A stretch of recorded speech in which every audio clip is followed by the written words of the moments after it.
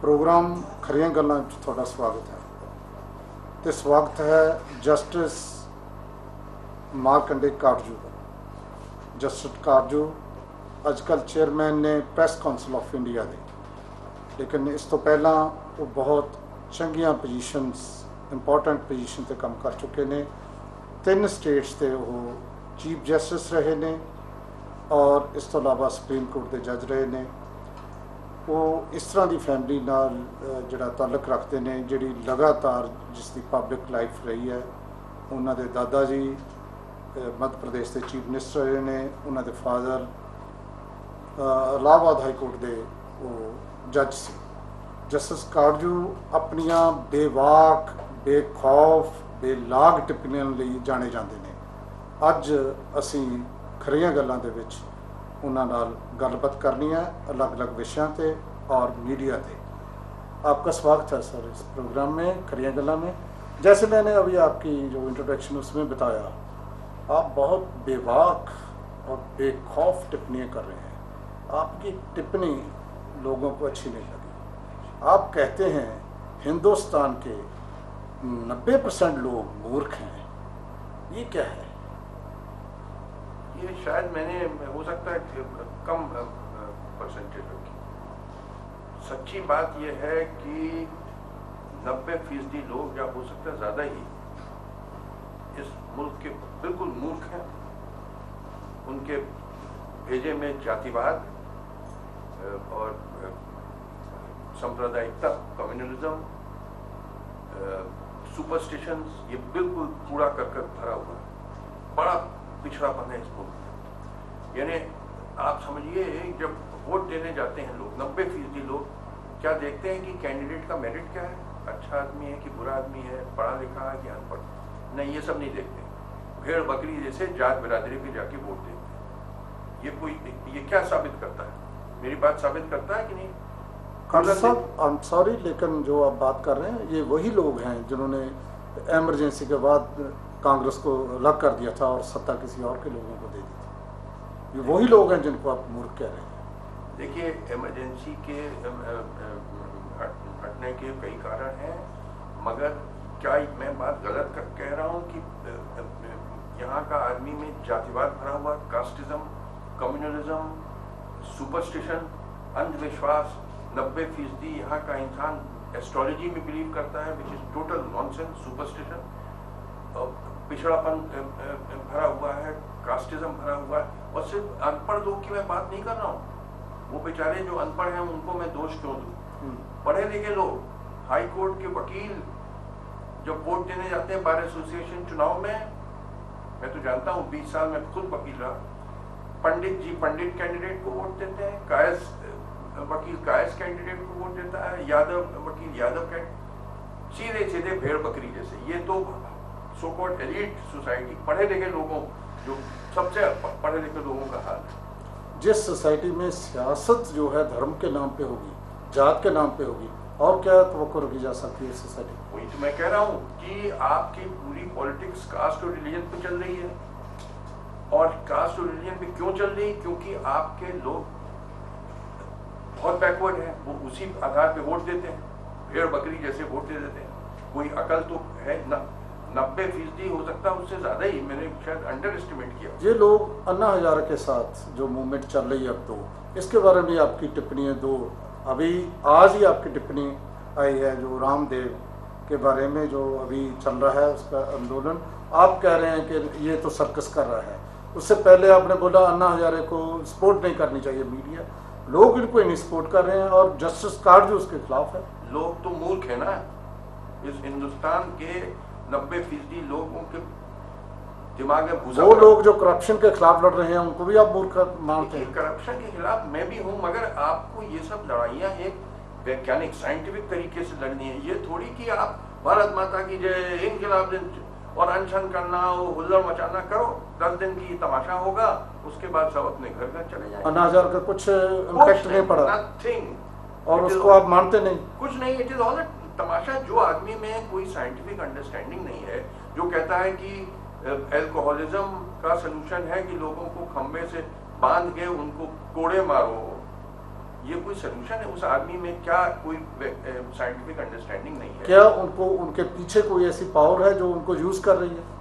नहीं, पीछे की पावर नहीं है। देखिए, सच्ची बात ये है कि इतनी ज्यादा रैम्पेंट करप्शन है इस मुल्क में, हर लेवल पे करप्शन है। तो वाकई में जनता बड़ी परेशान थी, तो इसलिए उन्होंने, जनता ने इनको सपोर्ट किया, समझ के कि साथ ये हमारा करप्शन का प्रॉब्लम सॉल्व कर देंगे।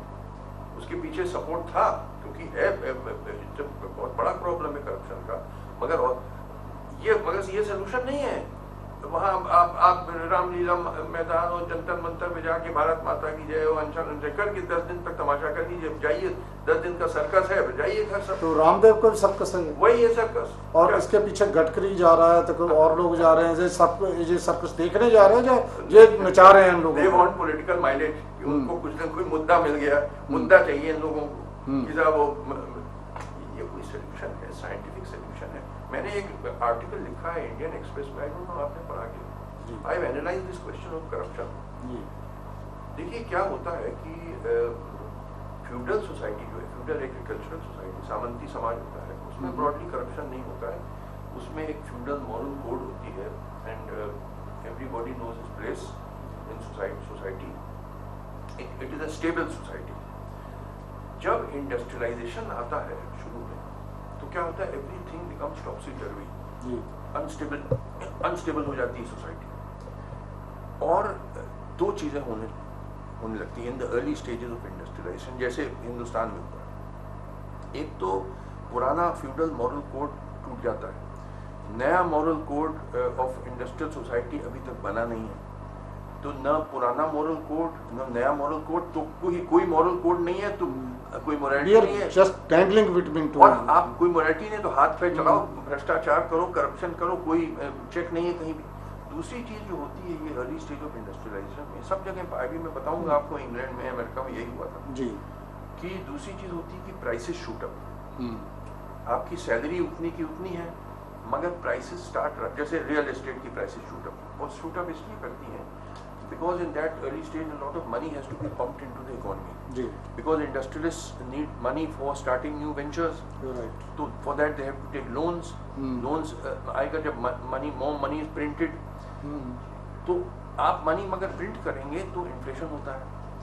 तो होता क्या है कि आपकी सैलरी तो वैसी की वैसी है, मगर prices are keep shooting up. तो now to maintain your lifestyle you have to supplement your income, and you supplement it by corruption.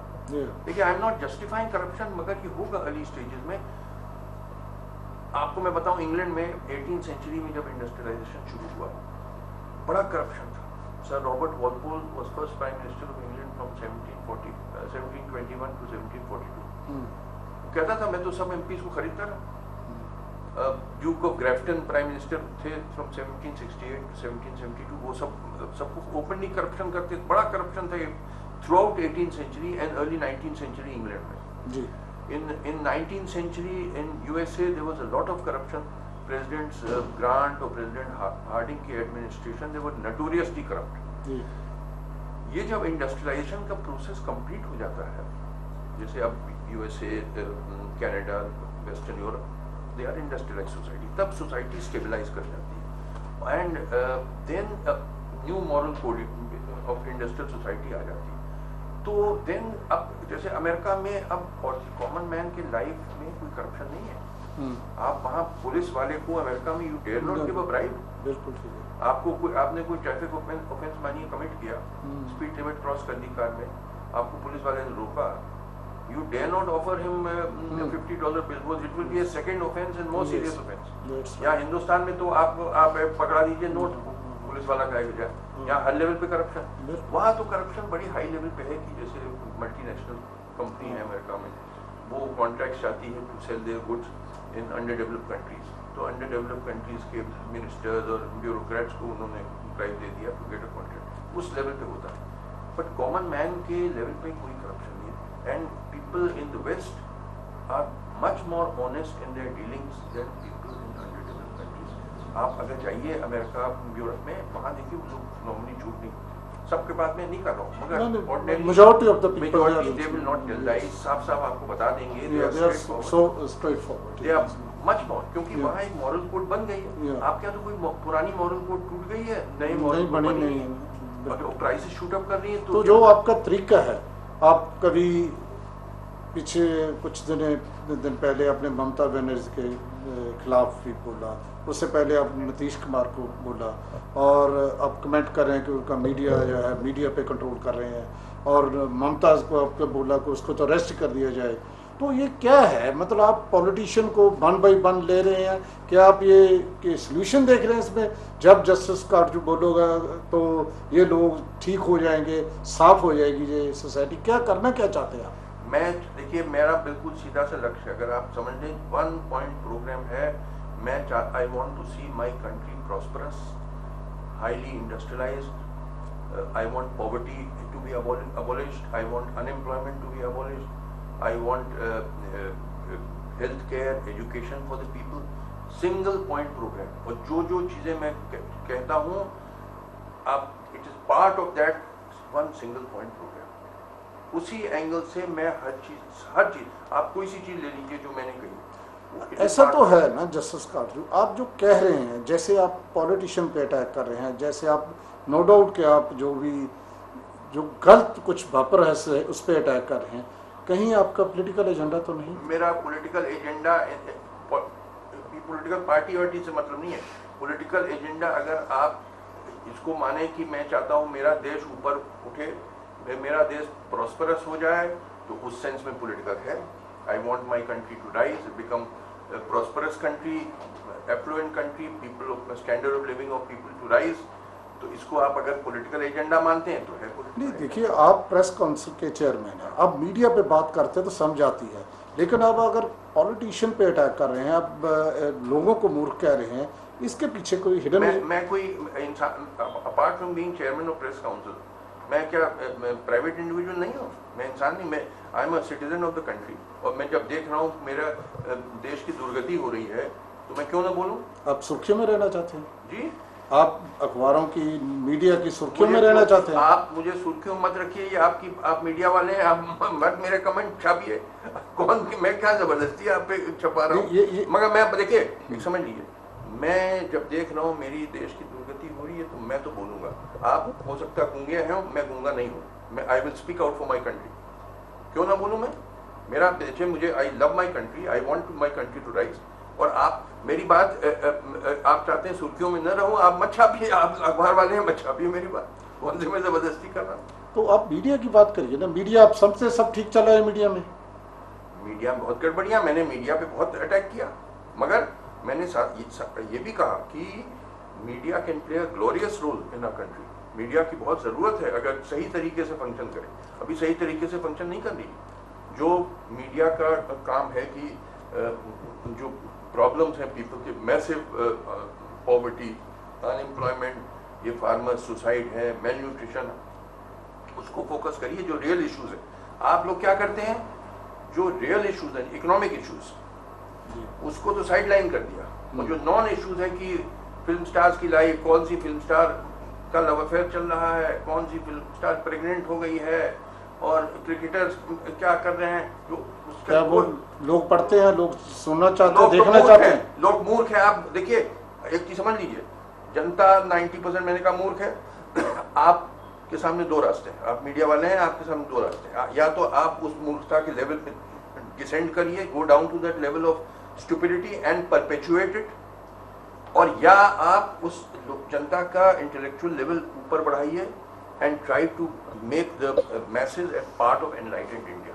Europe के मीडिया ने क्या किया, जब यूरोप में ट्रांजिशन चल रहा था from feudalism to industrial society, great writers like Voltaire, Rousseau, Thomas Paine, they did not go down to the low level of the masses. They said, हम तुम्हारे, we will not pander to your stupidity. तुम लोग मूर्ख हो, तुम्हारे मूर्खता को हम हटाना चाहते हैं, हम तुम्हें मेंटल लेवल ऊपर लाना चाहते हैं। तो वोल्टेयर ने अटैक किया रिलीजियस बिगटरी पे, he did not compromise on that. And Rousseau attacked feudalism, Thomas Paine proclaimed the rights of man. तो मैं चाहता हूँ media should not see, media is not an ordinary business which deal with commodities, you deal with ideas. तो ये ना, आप कोई जूते की दुकान नहीं चला रहे हैं कि हमको वही देना है जो कस्टमर चाहता है। नहीं, कस्टमर का तो बड़ा लो लेवल है भाई, आपको तो कस्टमर का मेंटल लेवल ऊपर लाना है। प्यारे दर्शकों, ਗੱਲਾਂ ਚੱਲ ਰਹੀਆਂ ਨੇ ਮੀਡੀਆ ਦੇ ਬਾਰੇ ਗੱਲ ਕਰਾਂਗੇ ਹੁਣ, ਲੇਕਿन ਥੋੜੀ ਜਿਹੀ ਬ੍ਰੇਕ ਤੋਂ ਬਾਅਦ।